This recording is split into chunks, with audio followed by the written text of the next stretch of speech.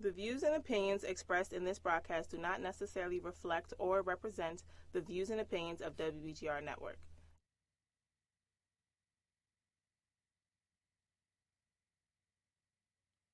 Good morning, ladies and gentlemen. This is your boy Shane Hector. No BS, no holds bar sports talk show is back in the building early this morning on Saturday, college football Saturday, and we're gonna have a lot, and I'm gonna have a lot to talk to you guys about, especially coming up predictions, analysis, and things like that that are coming up this morning. And also, we're gonna have lots of interesting topics to talk about this morning. So the number to call this morning is going to be 301-429-9247. So I'm going to show you the above is it the topics above, so that way everybody can have an idea of what to expect. So for today's show, this is what I've got for you. I'm your boy once again. So we're gonna talk about the games. We're gonna talk about Denny Hamlin, how he's been killing this year in NASCAR. We're gonna talk about Andrew Luck and how he retired and how that shapes up the NFL and how that's gonna look. And then this man Jadeveon Clowney, he's been like the talk of the town lately. So we're definitely gonna have to talk about him. So it's going to be a lot of different things I want to talk to you guys about and how this is going to shape up the NFL, how it's going to shape up the college football, and then also we're going to talk about NASCAR. So let's jump right into the first one. College. Got to get straight to it, right? So here's the thing. So there's like 5 games that I chose that we're gonna watch. So this is gonna be a lot. And the reason why I'm choosing these games is because these particular teams are going to be very, very interesting to watch. Now, one of them we already watched, Georgia Tech and Clemson. I would have chose Clemson to win anyway, but Georgia Tech kind of got destroyed. So let's go to the very first game. So the first game that I'm definitely gonna want to talk about to watch is, as soon as it pops up, I want you guys to understand. We're going to talk about these Oregon Ducks and the Tigers. Now, the Ducks are ranked number 11 going into this season, and the Auburn Tigers are ranked 16. The only thing is about these two teams. Now, Tigers have a great returning defense from last year's team.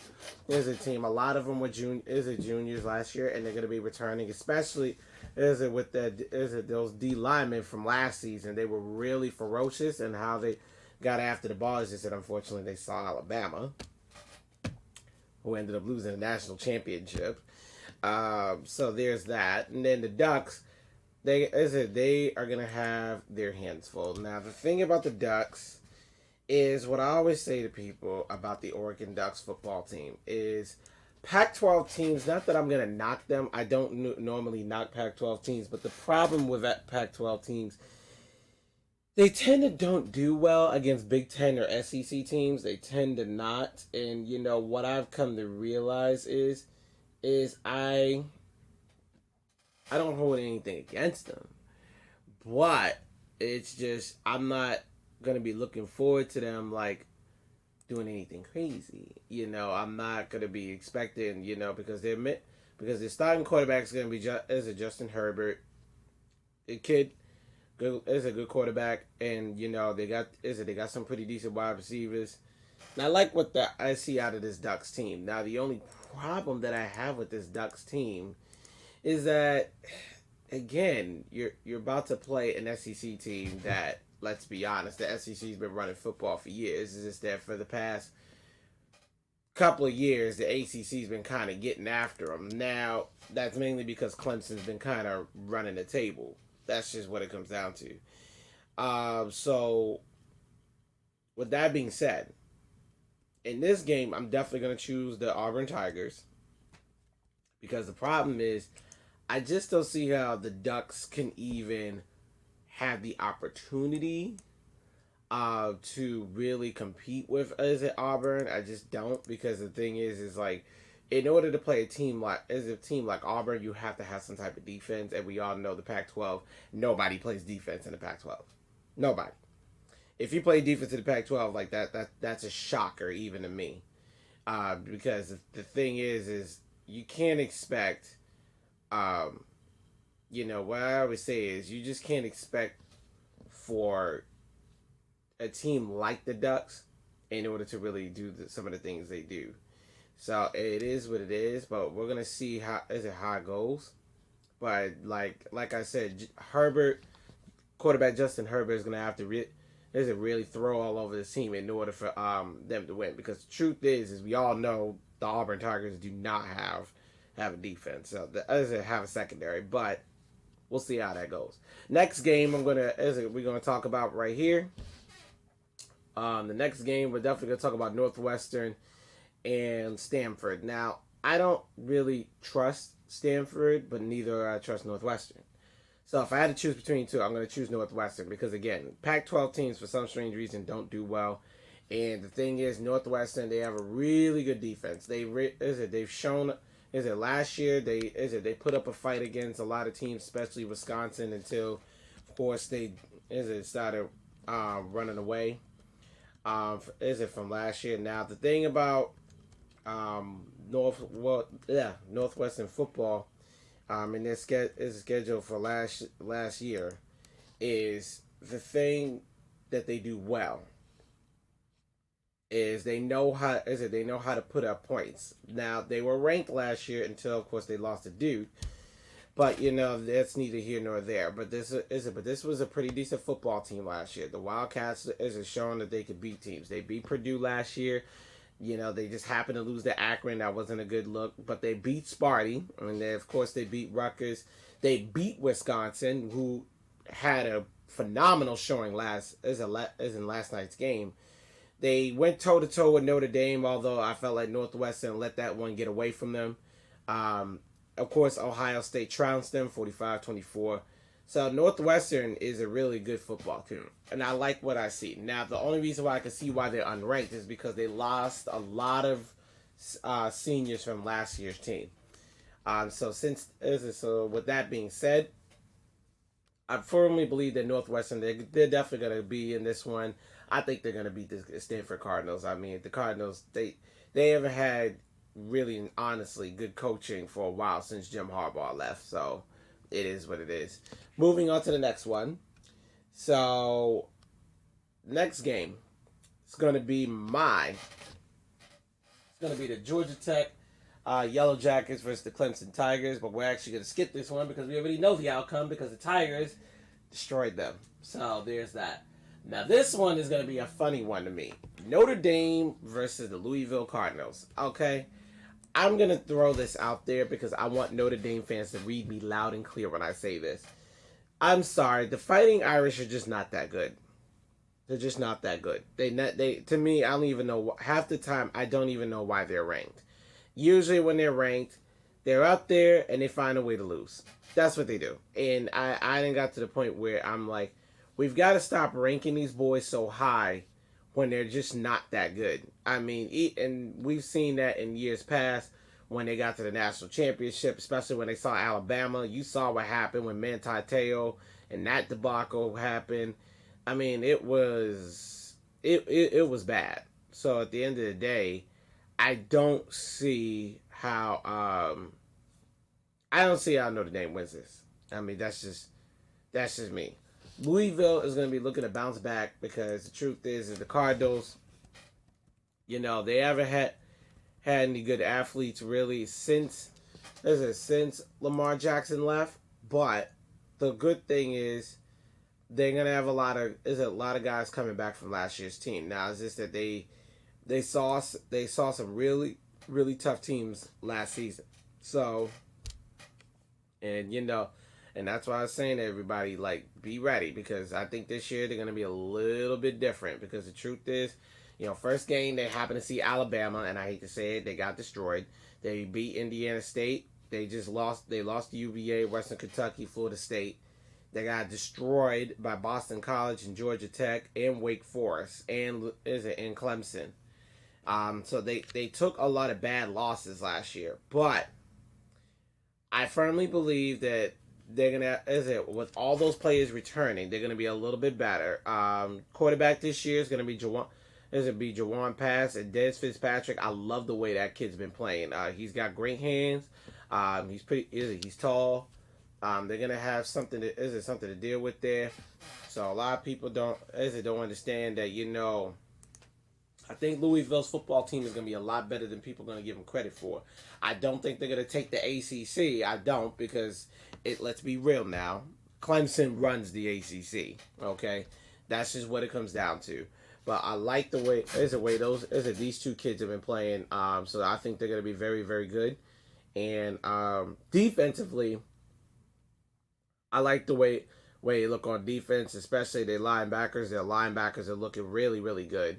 And especially, Rajay Burns. Rajay Burns is one of their best linebackers, and I like the way he's been playing. And then also you added Dorian Etheridge. So this is going to be a team that's going to be that a lot of people are going to have to really watch. I think that the Cardinals are going to be better this year because I think they finally got over the stuff that happened in the past. So this will be a pretty good football team to watch, and I think they're going to be exciting. And so if they have which I'm going to call for the upset. I'm going to say the Cardinals are going to upset Louisville Notre Dame, and then that's it. Now, since we just ran through all those games, really quick, folks, I'm going to take a quick commercial break. When I come back, I got some more stuff to talk to you guys about. Don't go anywhere. The No BS Show.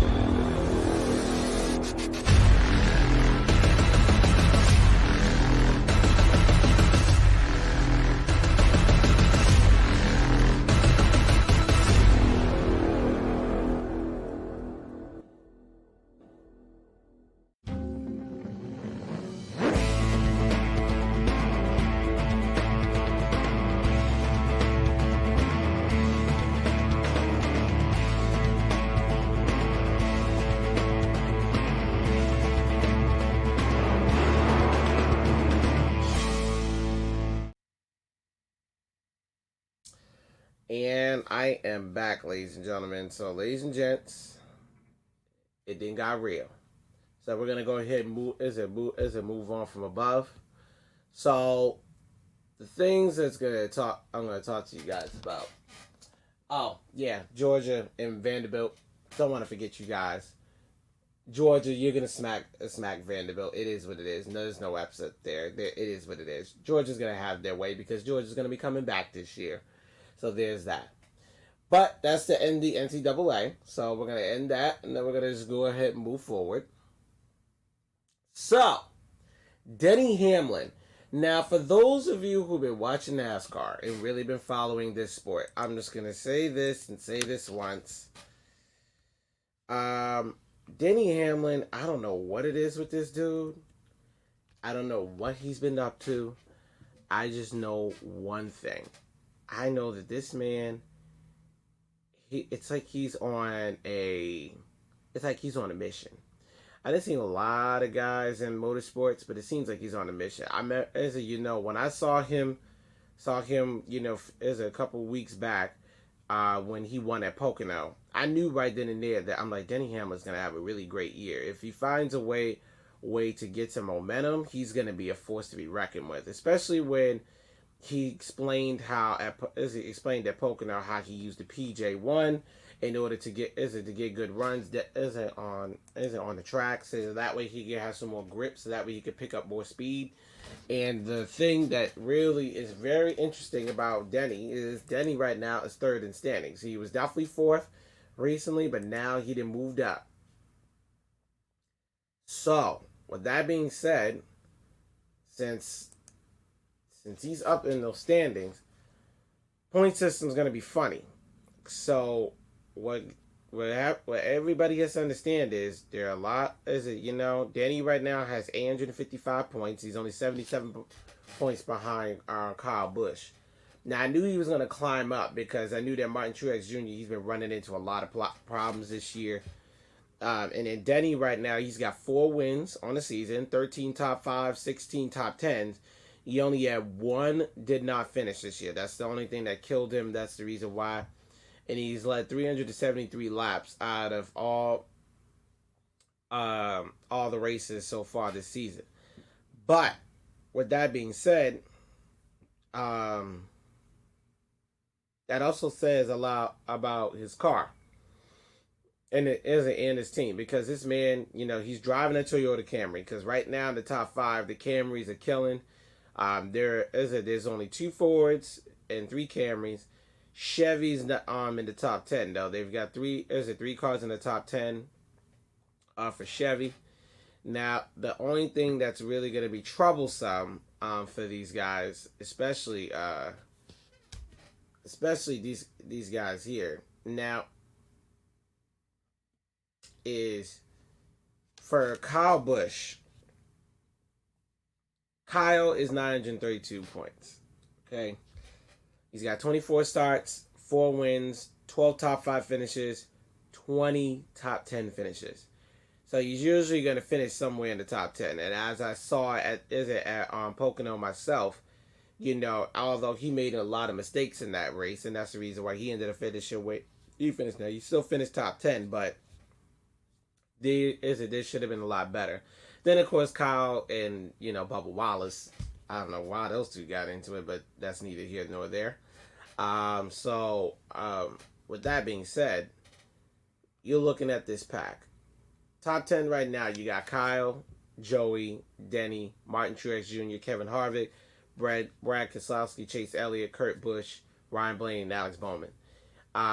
First off, the guys below Denny, they're probably at this point, there's only one guy that's probably going to catch him, and that might be Kevin Harvick, because Kevin Harvick has been having a good season so far. The only thing is you just got to make sure that he stays consistent in his races.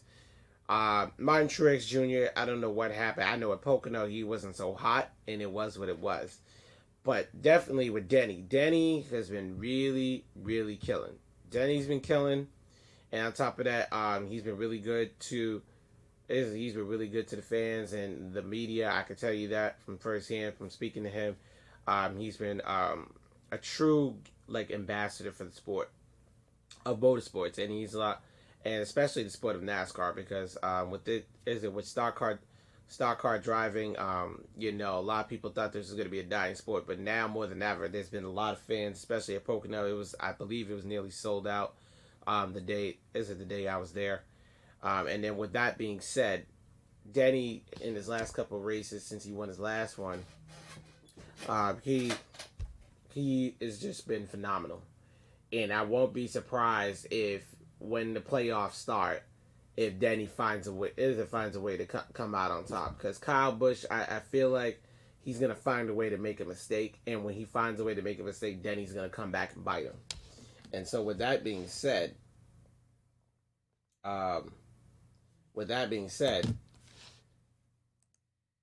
there's only one thing that's going to really put it all into perspective, right? The things that's going to put it into perspective, Mike Curry, I want to thank you for watching the show, brother.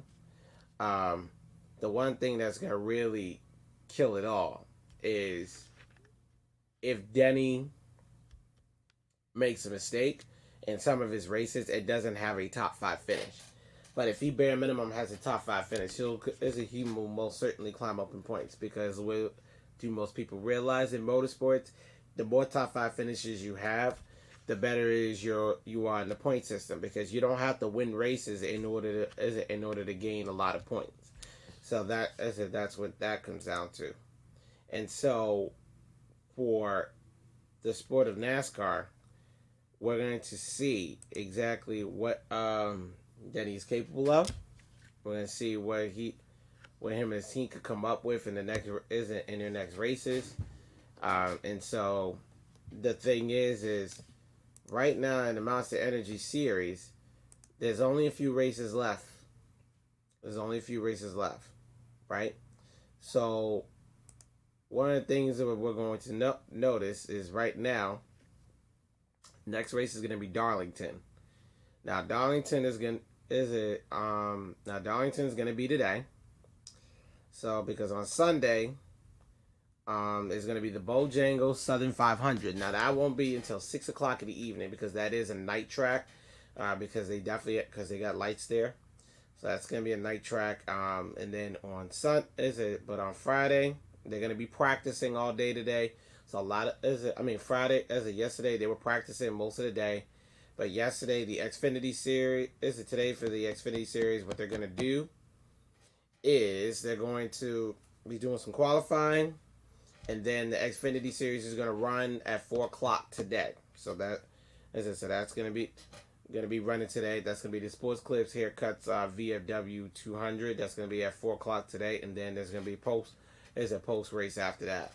Then on Sunday, September the 1st, it's gonna be interesting. The Bojangles Southern 500, 500 miles, okay, on this track. Now Darlington is not is a pretty interesting track, and I'm gonna explain why. Because Darlington, for what people don't realize about Darlington is one of those tracks that you just say to yourself, how much speed can I get on this track? Okay, so now Darlington is only 1.3 miles long. That's it. So it's 4 miles. Okay, that's it. So there's only 4 turns. Now, if you think about this, you do the math. Okay, you got a 1.3 mile track. Okay, divided by 1.3.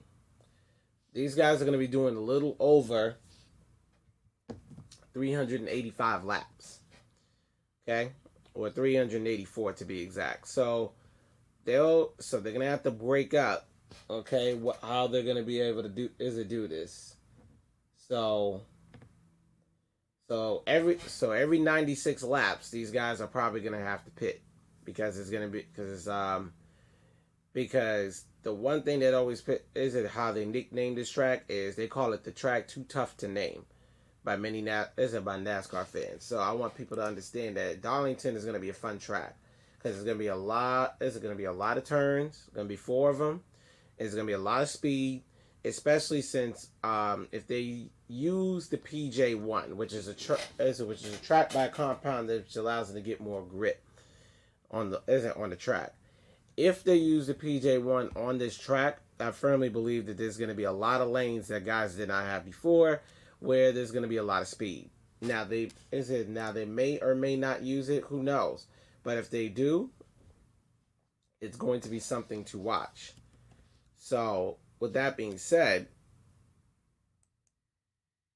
this is one of those tracks that I know for a fact Denny Hamlin himself is probably going to have some real.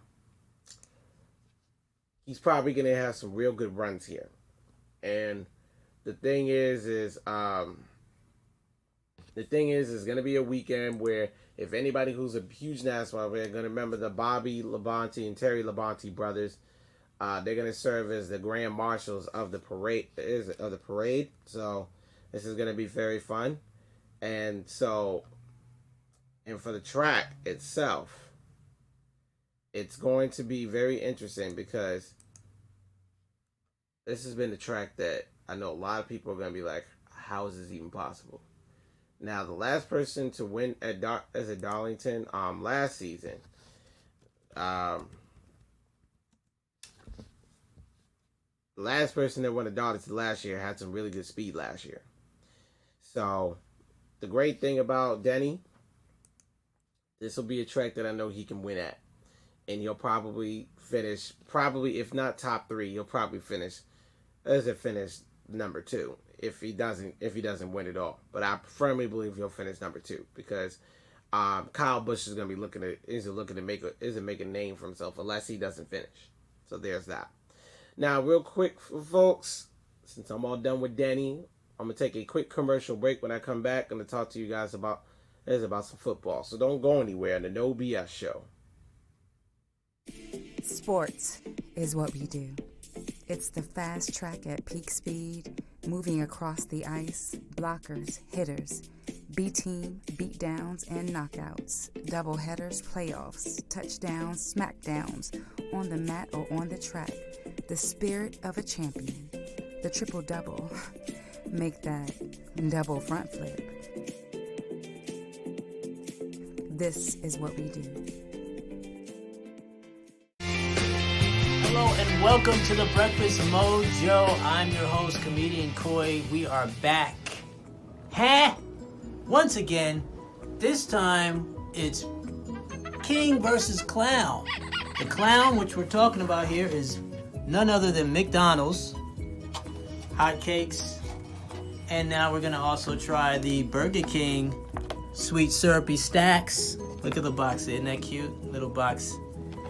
All right, so we're going to try and see which is going to be the preferred pancakes, McDonald's or BK, Burger King. Yeah, so it's nice and hot.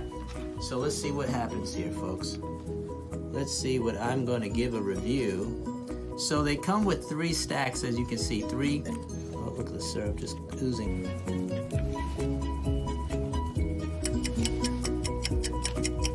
Okay. Let's try this. Let's make a comparison. I need some water. These are falling apart. McDonald's, they didn't fall apart at all, but these are, can't really keep their form after pouring syrup on them. There's definitely a distinct taste between the two of them. Similar, but yet distinctly different. But I noticed that Burger King pancakes are a lot more sweeter by itself. The syrup, it really doesn't need syrup. It really does taste like a cake, literally. McDonald's, on the other hand, really not much to go off of. It just tastes like bread. It's really your preference, folks. Do you want hot bread? Or do you want a stack of cakes? Because that's what it tastes like to me. So here's for my review. I'm gonna give this a breakfast booty. I'm gonna give it a breakfast booty. It's a breakfast booty. And I'm gonna give McDonald's a breakfast blah. Because there's really nothing fantastic, even with the syrup added to it. And even without the syrup, it's really nothing fantastic. I could at least say that BK does have a distinct taste without the syrup, which is more sweet, if that's what you prefer. So, would it be the McClown or would it be the King? Let us know at the Breakfast Mojo on WBGR Entertainment. I'm your host, Comedian Koi. We'll have some more stuff coming your way. We're going to even visit a chef that's going to cook for us, and we're going to eat it, because that's what we do at the Breakfast Mojo.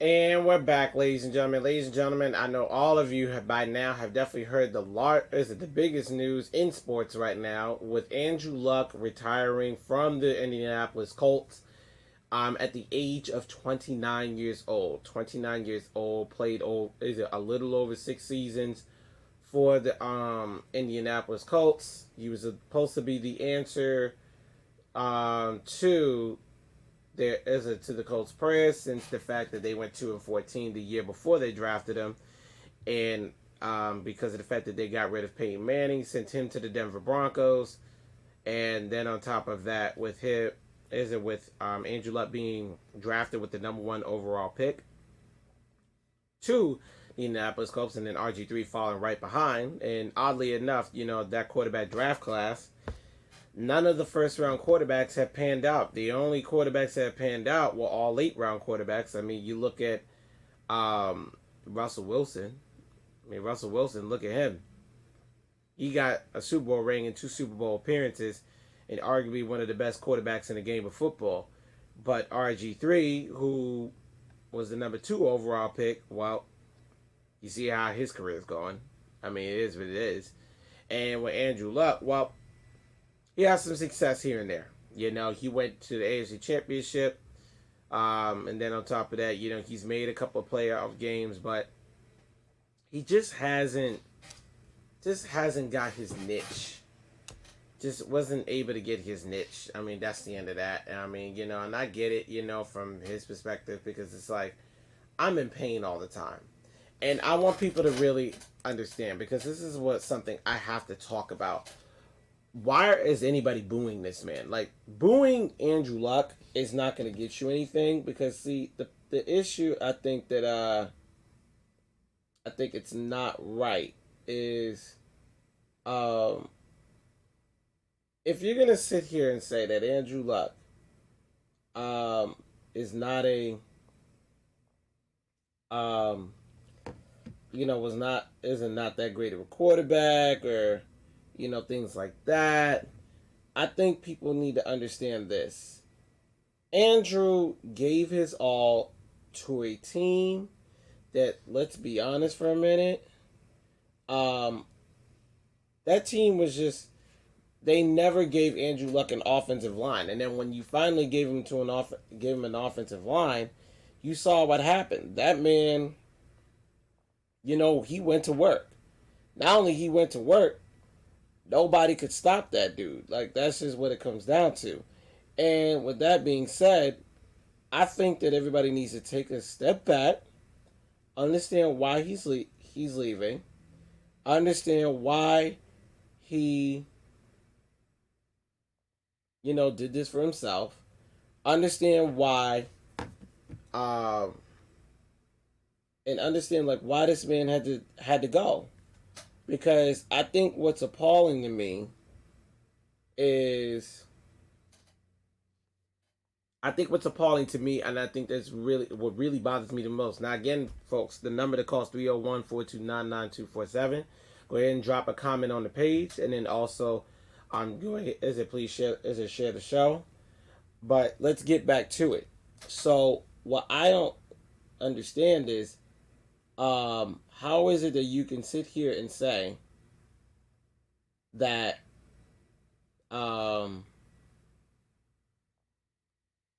Andrew Luck deserves to be booed? Don't make sense. Let's be honest. Football is not forever. I know Tom Brady is making it seem like that everybody could do this, and guys could just play for long periods of time, but that's only predicated on many different factors. Let's look at the factors of the reason why Tom Brady's still in the NFL today. One, he has a really good offensive line, and he has arguably one of the best offensive line coaches in the history of football in Dante Scarnecchia. Number two, he also has the best coach in football in Bill Belichick. So that's number two. And the great thing about Bill Belichick, he knows how to keep his quarterbacks upright. That's why Aaron Rodgers, I'm pretty sure he's not going to last very long in this league. Number three, he also never had a good running game either. Because if you look at Andrew Luck throughout his whole career, he's never had a good running back. He's never had a good, he's only got good wide receivers and a decent tight end in Eric Ebron. Okay? And he just picked him up last year. Now, unfortunately, they're probably not going to do that well because Jacoby Brissett don't know nothing about the dude yet. I know about him because, when I my Patriots had decided to cut him. We saw what he did in the game. We saw what he's capable of. We know what he's good at. Now, the thing is, again, Jacoby Brissett, I believe, is a leader. But do I think he's going to get the Colts to some playoff games? Not against that Texans team. Not against that Jaguars team. And for sure not against that Titans team either. So, Colts this year are probably not going to be that good. They're probably not. Because T.Y. Hilton, he's not going to really have anybody to have him throw him the football. Secondly, let's also look at the other facts. The other facts are Andrew Luck was taking a beating all this time, and he was always in pain. And, when people want to talk about the fact that, they don't feel like he's got mental toughness, well, that's something that Coach Nick Saban always preaches to his players all the time, is having mental toughness. But sometimes mental toughness can only get you but so far. Because the problem is, when you have to keep rehabbing your back, your knee, or any other type of injury, it really, it can be mentally draining. It can be mentally draining.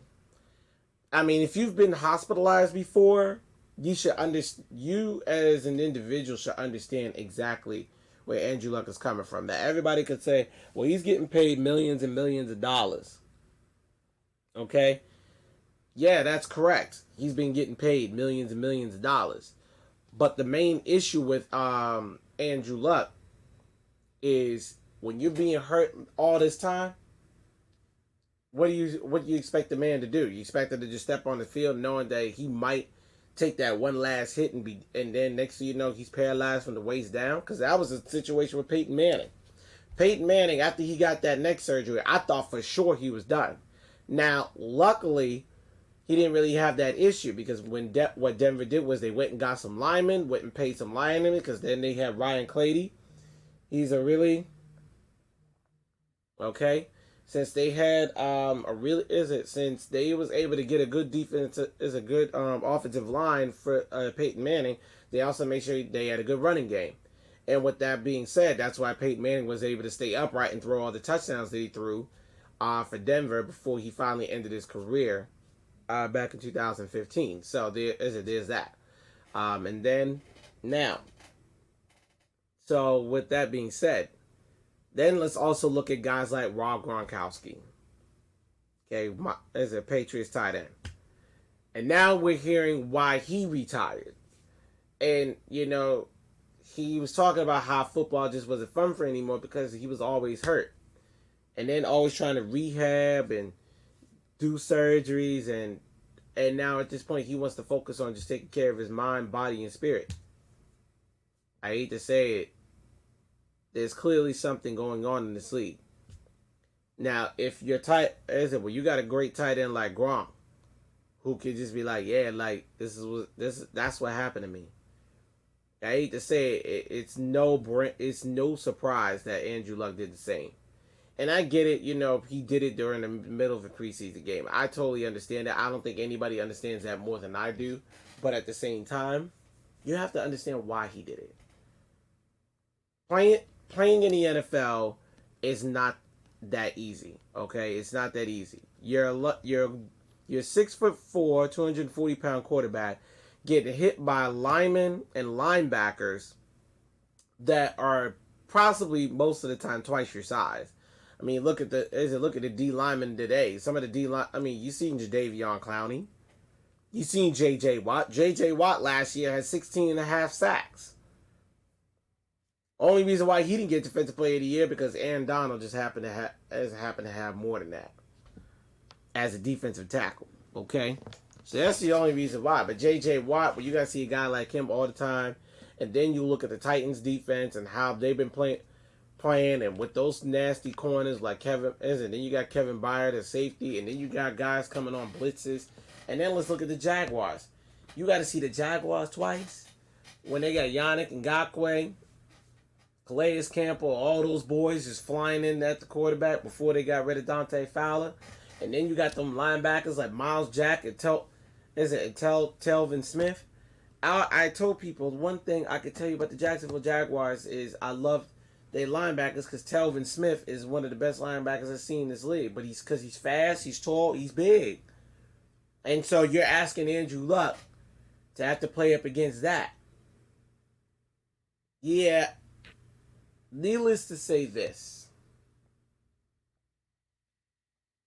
I wish Andrew Luck nothing but the best. Okay, this is a guy that we won't see for a long time, but I think I think everybody has to take things into perspective.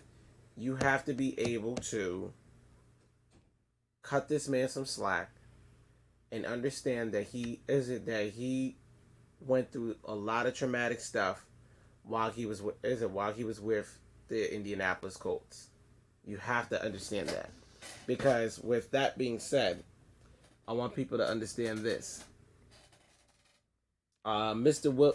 William Marvin Head, I actually see your comment. You said decent wide receivers. He had an okay tight end before Ebron. That's very true. But here's the thing: Coby Fleener was not good.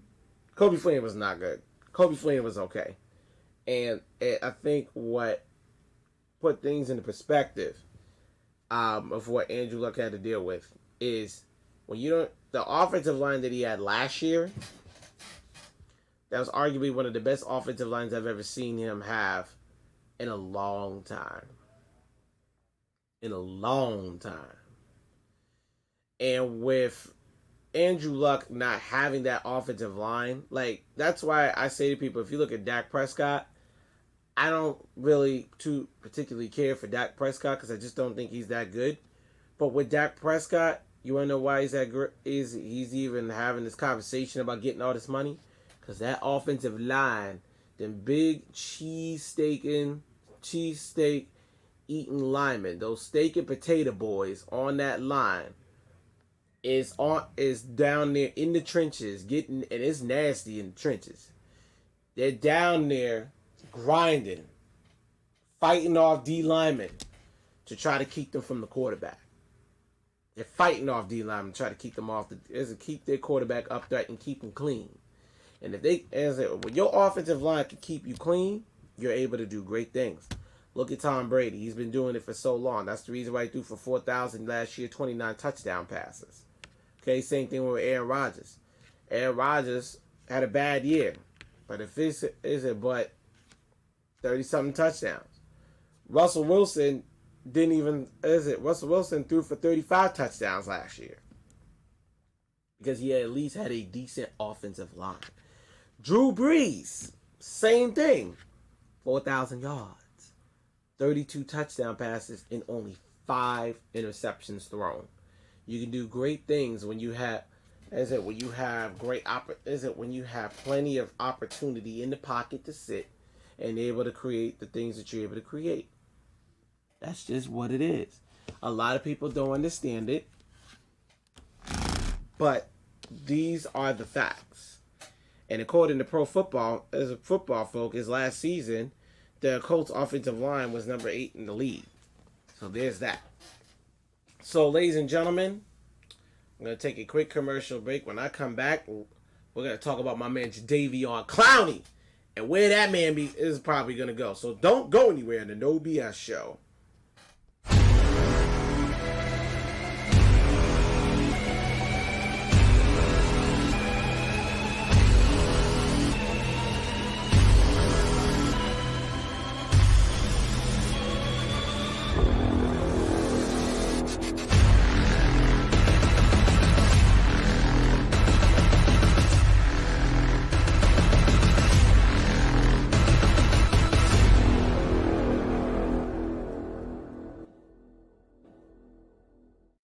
Sports is what we do.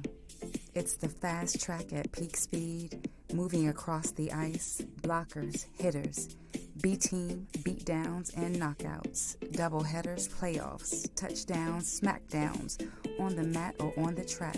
The spirit of a champion. The triple-double. Make that double front flip. This is what we do. And I'm back, ladies and gentlemen. Ladies and gentlemen, we're going to talk about this dude right here, man. Jadeveon Clowney. Big rumor that the Miami Dolphins were most certainly interested in trading for Jadeveon Clowney. But now the problem is, they're saying, now there's a lot of rumors going around that if the Texans want Laramie Tunsil, they'll have to give up Jadeveon Clowney. Now, Clowney, right now, at the age of 25, he's already got he had 9 sacks last season, 9.5 in 2017. Okay, he's 6'5". He's 6'6", like 60 pounds. Okay, now Jadeveon Clowney, this dude is fast. We have seen what he has done when he hits quarterbacks. It ain't like he's coming to hit you. He's coming to punish you. Okay? Last season, he had 3 fumbles recovered. Okay? One of them returned for a touchdown. Same thing in 2017. 3 fumbles recovered. One of them returned for a 71-yard touchdown. But he had 9.5 sacks in that season. Now, the thing is, he's had 21 quarterback hits twice in 2 years. So he had 21 quarterback hits last year and 21 quarterback hits in 2018, in 17 and 18. I hate to say it, this dude is coming to kill. That's just what he does. Okay? Now, let's throw some scenarios out there. Clowney, if he goes to the Miami Dolphins, right? The Dolphins last year were not that good of a football team, and for obvious reasons, because they didn't have no quarterback. They still don't got no quarterback.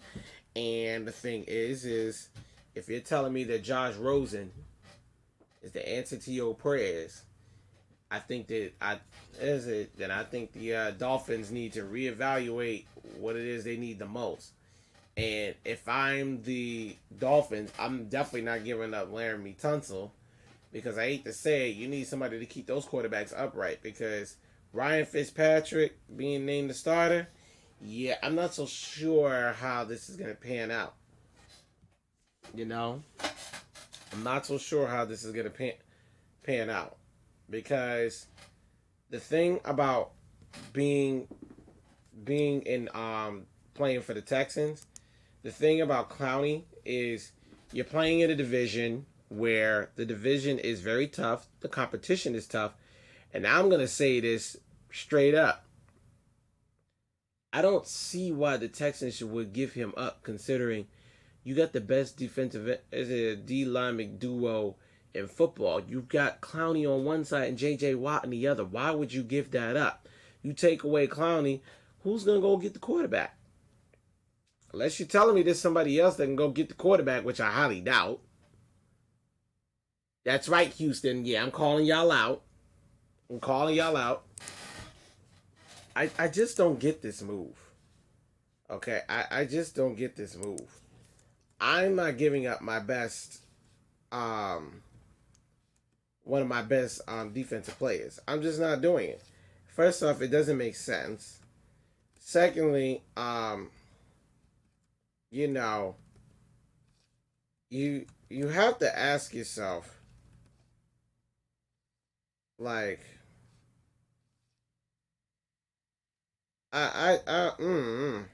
well, let me say this. Let me say that to say this.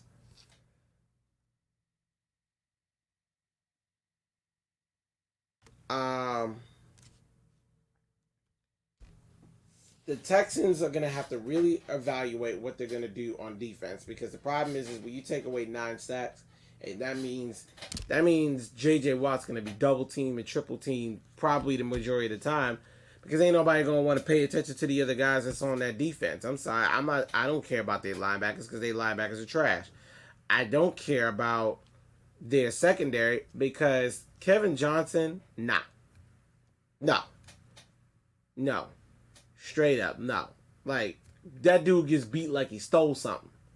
Okay, that's just what it is. Jonathan Joseph is their best defender. So, with that being said, and they got rid of Tyrann Mathieu, you shipped him off to the Chiefs. You know, ship my mans off to the Chiefs. Like, how disrespectful are you? Okay? You know, ship my mans off to the Chiefs? And I get it, because they don't have Eric Berry anymore, and I totally get that. I understand it. Thank you for Miss Owens for tuning into the show. But let's stay into the perspective here. Okay? Clowney's not no Reggie White. Clowney's not no Michael Strahan. Clowney is not no Trent Cole or the Julius Peppers. He's not those kind of guys, okay?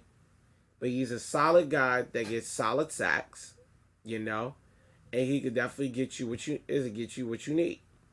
He'll get you the sacks, because that's what people don't realize is every time a D lineman gets a sack, the play's shut down.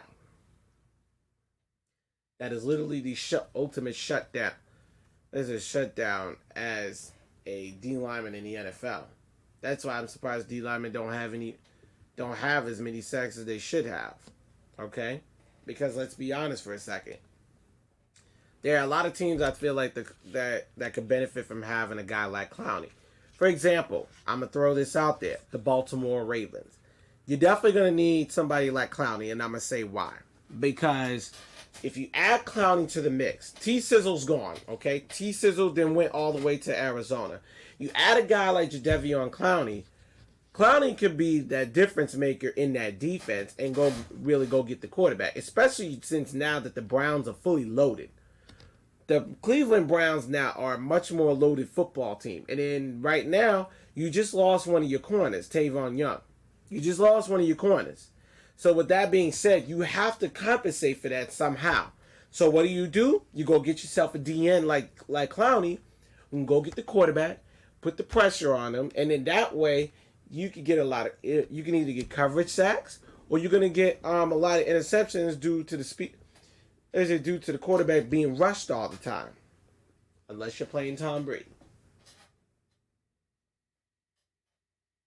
These are the facts. You have to go with that. Okay? Then you also, let's take into consideration all the quarterback hits he does. And then all the tackles he makes. Okay? Last year he had 47 tackles. Okay? 16 tackles for loss. That's huge. 16 tackles for loss is huge. Getting a sack, huge. You can't beat that. All right? So, with that being said, you got to put yourself in a situation. Can Clowney be that guy? Absolutely. You spent 5 years in Houston. You're an NFL defender. And with that being said, you have to add in the facts. I think that the Baltimore Ravens are the best team for Jadeveon Clowney to go to. I believe that that's the best team for him to go. Because if he goes there, the Ravens are probably not just going to make the playoffs. They'll probably have an opportunity to even play in the AFC Championship. Because that's how much I believe in that Baltimore Ravens defense. That Ravens defense last season was a really good defense. And that's why they were number one. Okay? But then you got teams like the Steelers on the come up.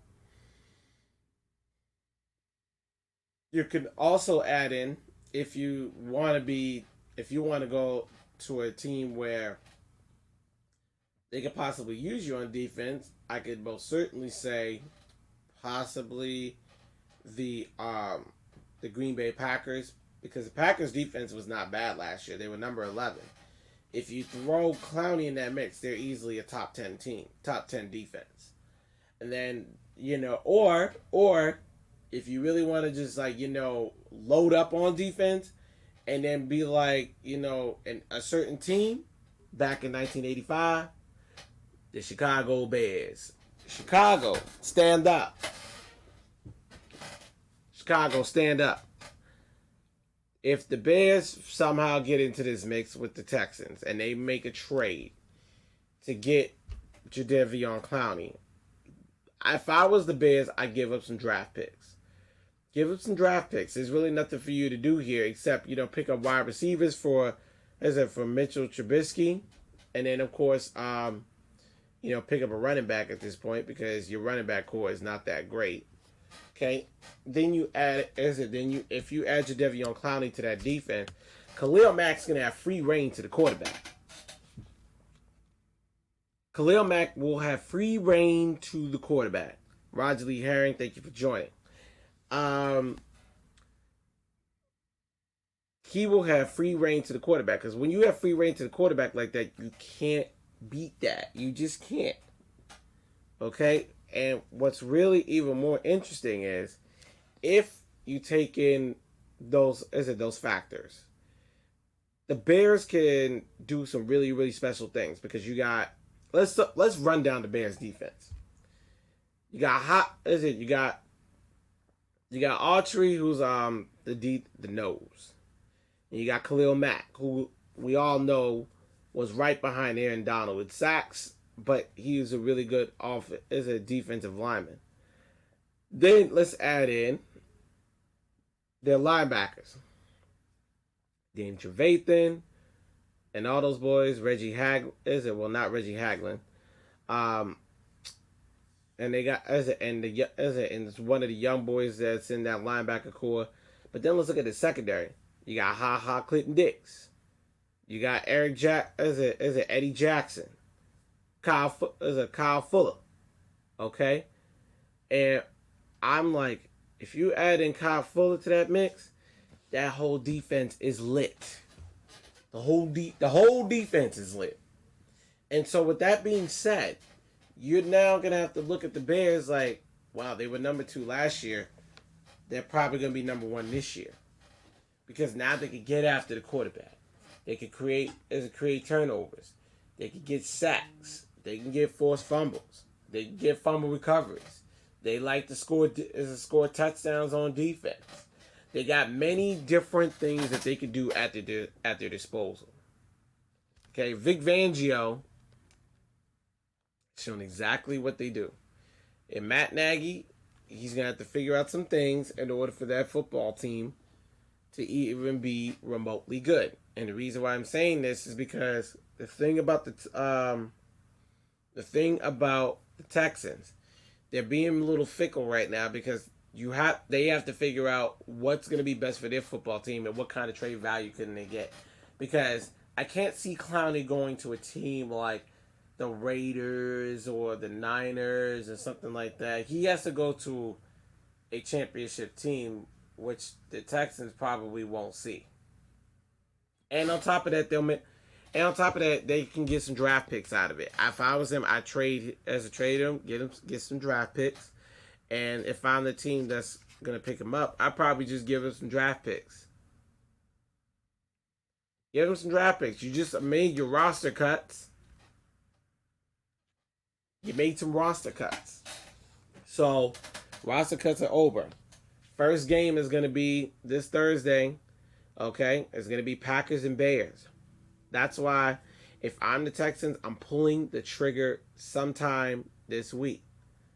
Because if not, you might as well just stay locked in with him all year. And as the knowledge and seeing what kind of trade value that Jadeveon Clowney has. And let's just say, look, Jadeveon Clowney finishes the season with like 12.5 sacks or 13 sacks. Then you know his trade value is going to be up, but it's also going to be harder to resign him too. Because then what will happen is, like, let's say in the interest of scenarios, the Texans really want to keep him. Well, newsflash, you keep Jadeveon Clowney, you got to know exactly what you're doing. Thank you, Mr. Marcus D, for joining. So with that being said, you're now in a situation where you got to make a trade and you got to make it happen with somebody. Somebody's got to make this trade. And when this trade happens, this is going to be blockbuster. Because nobody would have thought this dude was going to be traded. So, there's that. Now, ladies and gentlemen, we're going to conclude Jadeveon Clowney and the nice little Texans organization. Okay? The Texans have to understand this. Coach Bill O'Brien keeps running into New England and knowing that he's going to lose. Coach Bill O'Brien knows that in order to beat Bill Belichick or any other coach in the AFC, he's got to take it a game at a time, in which they usually do.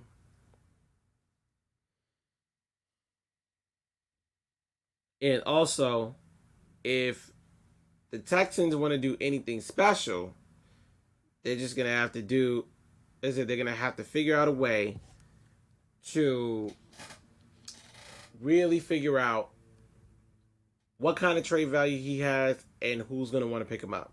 And once you figure that out, the Texans are going to be nothing but a good football team this year, because I firmly do believe the Texans are going to run that division from this point on. So, that's it. Good luck to Jadeveon Clowney. Hopefully, with his 6'5", 260-pound self, played in over 62 games, 151 tackles, 29 sacks in his whole career with his 4 forced fumbles, he can go somewhere and go flourish. All right, that's it, folks. Here's what's going to happen. I'm going to run through my social media. So why don't you guys go to the Facebook page, No BS, No Holds Barred Sports Talk Show viewer group. Go ahead and watch that. Go to YouTube. Look at past shows, No BS, No Holds Barred Sports Talk Show. On YouTube, go ahead and look at past shows. Tell me what you think. For those of you who are ain't able to watch live. Also, I want you to follow the blog on Blogger, no BS, no holds barred sports talk.blogspot.com. Look at some posted articles that I'm going to post on my blog, especially talking about these topics. I want you to follow my social media at insane_Shane29, underground SB29, Shiz_29, no BS, no holds barred for Instagram, and underground sports LC.blogspot.com. And then, of course, my name's Shane Hector on Facebook for those of you who have been watching the show. If you want to advertise with us, with the show and with WBGR, email me, undergroundsportsllc at gmail.com. Okay? That's it.